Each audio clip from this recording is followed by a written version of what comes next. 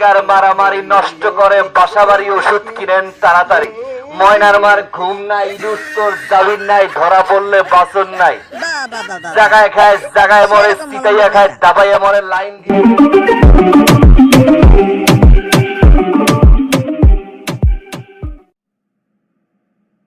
আমি আপনাকে 100 বার মিন মিন মিন করে গেলাম যে ময়ূরের আর ইন্ডিয়াতে ভাগ হবে না, তাড়াতাড়ি ওরা বাংলাদেশের নাগরিকত্ব দেন।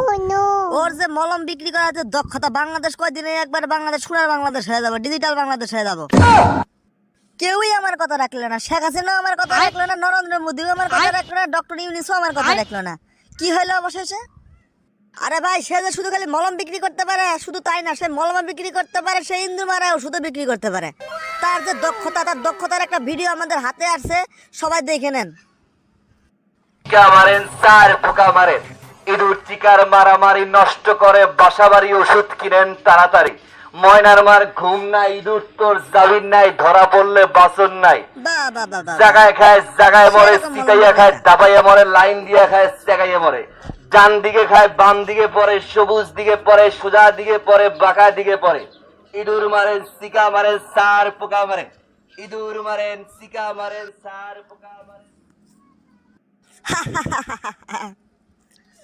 সে বাংলাদেশে এসে মলম বিক্রি করে বাংলাদেশ শিকড় কিছু করতে পারছে কিনা জানি না, তবে ইন্ডিয়া কর্ম অনেক কিছু করে ফেলাইছে। ইন্ডিয়ার এইসব মলম বিক্রেতা সাংবাদিকের জন্য ইন্ডিয়া আজকে ধ্বংসের পথে।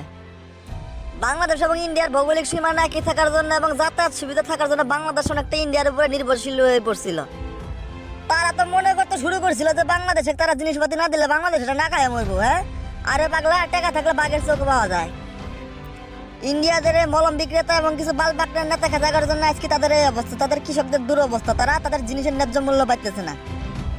নেতা খেতায় নরেন্দ্র মোদীর কথা হয়েছে, আরে আমরা জিনিসপত্র পচায় মারবো, কৃষকদের মারবো, তারপরে আমার জিত সাধন করে মরবো। আমি বুঝি না এরা কিসের জন্য ক্ষমতায় আসে। হ্যাঁ, এগুলা জাগর মাথার মধ্যে গোবর, এরা কিসের জন্য ক্ষমতায় আসে তারা এটা বুঝতেছে না। এতে সম্পর্ক নষ্ট হওয়াতে ওদেরও ক্ষতি, আমাদেরও ক্ষতি, দুই দেশের মধ্যেই ক্ষতি। জিনিসের দাম মানুষের একটু খাইতে কষ্ট হয়ে যাচ্ছে, 70-80 টাকা কেজি আমরা আলু কিনে খাইতেছি, আর এদিকে ইন্ডিয়ারা 2 টাকা 3 টাকা কেজি আলু রাস্তায় পচাইতেছে, কৃষকরা তারা ন্যায্য মূল্য পাইতেছে না। হ্যাঁ, আর এই জিনিসটা যদি ওরা বাংলাদেশে তখন আনার একটা ব্যবস্থা করতো, তাহলে অবস্থাটা কি হতো? হ্যাঁ, তারাও ন্যায্য মূল্য পাইতো, বাংলাদেশেরও একটা কি দ্রব্য মূল্যের একটা নিয়ন্ত্রণ থাকতো। আমাদের তো বিকল্প ব্যবস্থা করতে হবে, অবশ্যই আমরা বিকল্প ব্যবস্থা করতেছি, তাতে কি ক্ষতি কাদের? ক্ষতি কিন্তু ইন্ডিয়ার কৃষকদের। হ্যাঁ, তারা ঠিক মতো ন্যায্য মূল্য পাইতেছে না।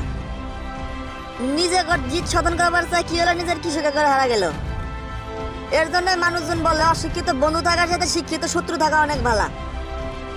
চা বিক্রি করে প্রধানমন্ত্রী হলে আর তার ভালো হবে না, গোবর মাথায়